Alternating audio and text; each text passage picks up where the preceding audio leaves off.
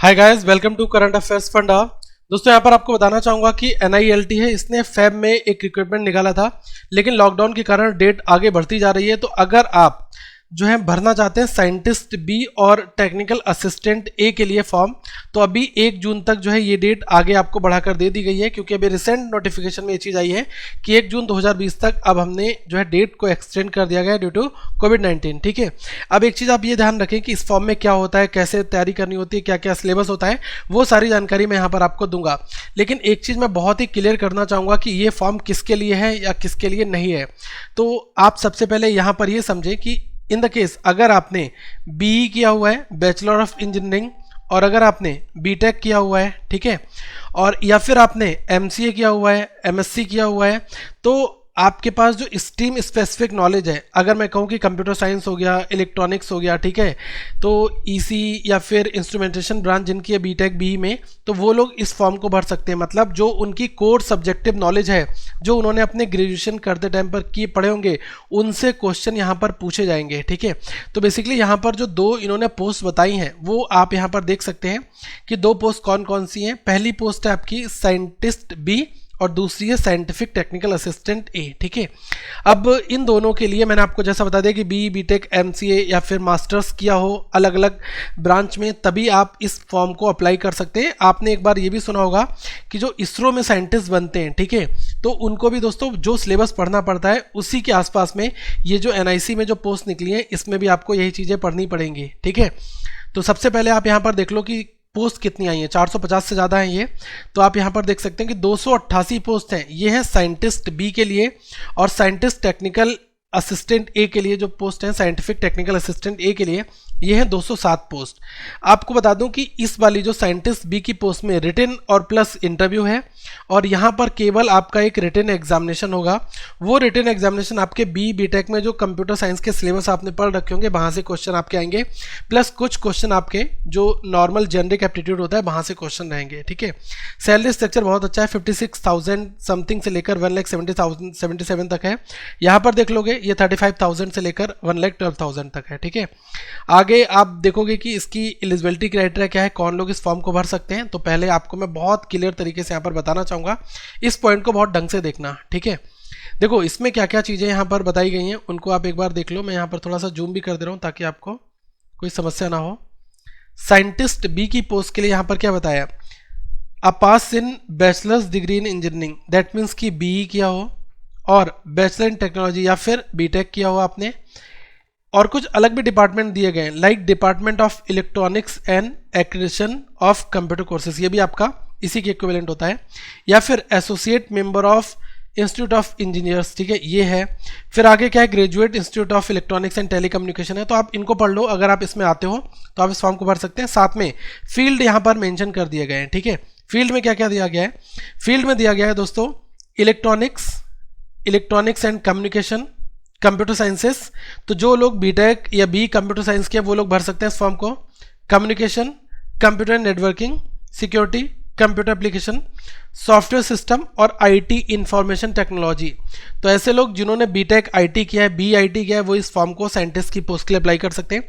लेकिन इसमें दोस्तों मेहनत बहुत अच्छी खासी है, और अगर आप आने वाले टाइम के लिए आप चाहते हैं इस बड़ी एग्जामिनेशन को क्वालिफाई करना, तो आपको अच्छी तैयारी करनी पड़ेगी। ओके, बाकी क्या है, information technology management, informatics, computer management, cyber law, electronics and instrumentation. ठीक है, तो इस ब्रांच में अगर आपने कर रखा है, इसमें ध्यान रखना है कि मैकेनिकल और सिविल के बारे में कोई जानकारी नहीं दी है, तो आई होप ये वाले लोग फॉर्म इसको नहीं भर सकते, इसमें क्लियर लिखा हुआ है। ठीक है, क्योंकि कई हद तक ये जो पोस्ट है ये आपकी दोस्तों कंप्यूटर साइंस के सिलेबस से जो है टच कर रही है, और आपको ये भी पता होगा कि ये जो पोस्ट है इसमें ज़्यादातर जो काम है वो दोस्तों इन्हीं सारी चीज़ों से रिलेटेड है जो यहाँ पर स्ट्रीम दे रखी है। ठीक है, तो इस वजह से इन्होंने सिविल और मैकेनिकल को शामिल नहीं किया है। आगे मैं आपको बता दूं कि और भी कुछ चीज़ें हैं, लाइक जो सेकंड वाली पोस्ट है इसके लिए क्या क्या है वो आप देख लो कि साइंटिफिक टेक्निकल असिस्टेंट ए के लिए अ pass in MSc MS MCA BE BTech। ठीक है, इनमें से, और जो बिलो पोस्ट है इलेक्ट्रॉनिक्स से हो, EC ब्रांच से हो, इलेक्ट्रॉनिक एंड टेलीकम्युनिकेशन से हो, कंप्यूटर साइंसेस से, computer network security, software system, information technology और इन्फॉर्मेटिक्स, अगर इनसे आपने कर रखा है तो आप इस फॉर्म को भर सकते हैं। एक चीज़ मैं आपको और बता दूं, अगर आप अपीयरिंग है, आपका रिजल्ट अभी आया नहीं है और रिजल्ट घोषित होने की डेट क्या है, 26 मार्च तक अगर आपका रिजल्ट आ गया है तब तक आप इस फॉर्म को भर सकते हैं। एक थोड़ा सा जो है ये इन्होंने जो है क्लियर नहीं किया है। बेसिकली जब ये नोटिफिकेशन निकाला गया था तो ये था कि 26 फरवरी को नोटिफिकेशन आया है और 26 मार्च तक है, ओके।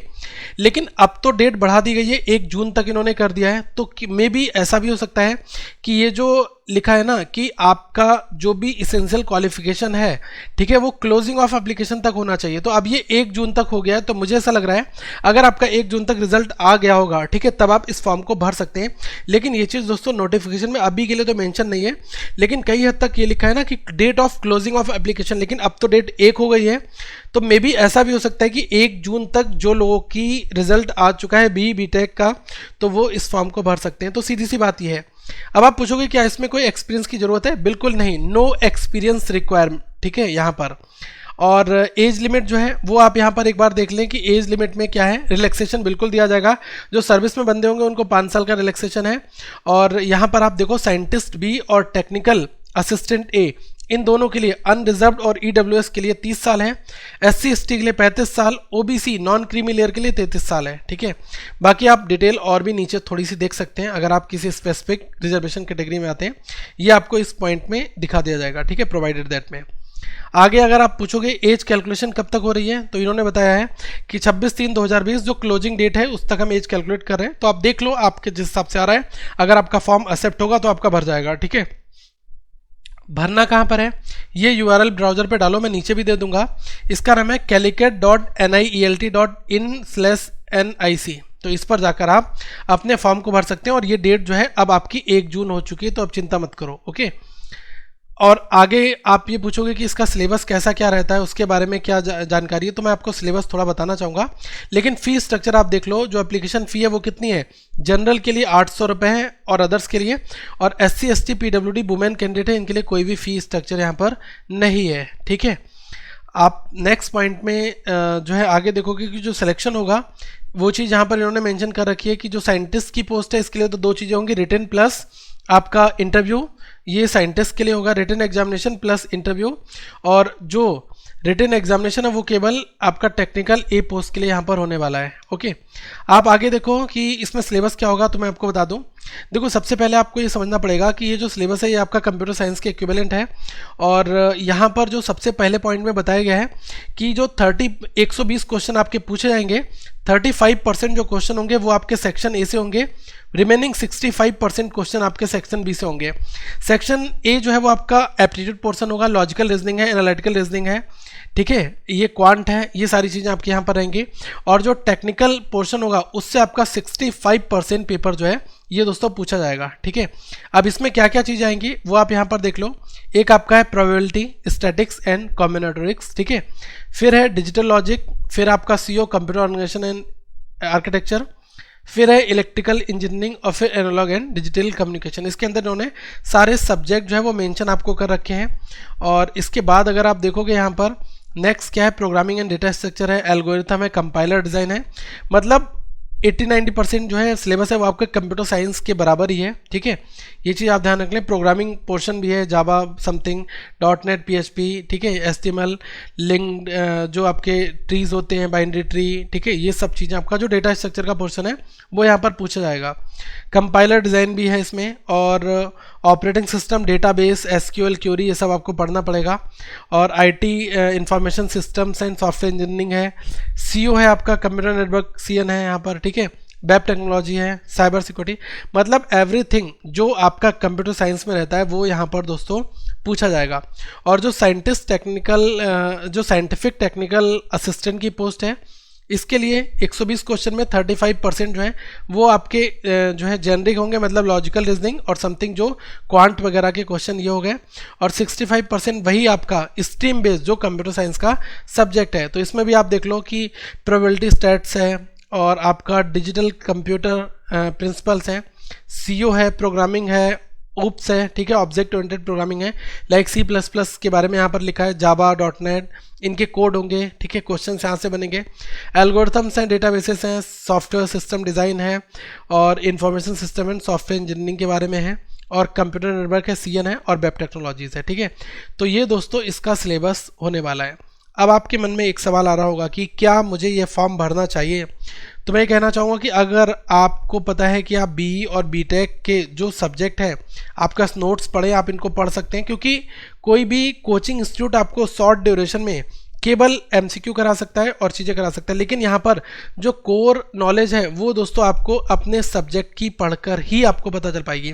क्योंकि ये पेपर ऐसा नहीं है कि कोई भी आपको इंटू टिंचू इंस्टीट्यूट बताए और वो कह दे कि मेरा ऑनलाइन कोर्स है 3 महीने में आपको करा दूंगा, तो मुझे नहीं लग रहा है कि ऐसा हो पाएगा। इसमें आपके एफर्ट 90% वर्क करेंगे तभी आप अपना जो है आगे का पोर्शन स्टार्ट करो। और आपने जो भी ग्रेजुएशन में जो सब्जेक्ट पढ़ रखे हैं इनके नोट्स आपके पास होंगे, वो बेस्ट हैं, और आप देखो कि उनको कैसे कर सकते हो जो भी टाइम है, क्योंकि एग्जामिनेशन थोड़ा डिले जरूर होगा, अभी टाइम है, आप पढ़ रहे होगे तो आप तैयारी स्टार्ट कर सकते हो। फटाफट फॉर्म भरो और अपने कंप्यूटर साइंस के सब्जेक्ट को स्टार्ट करना जो है रिवाइज करना स्टार्ट कर दो।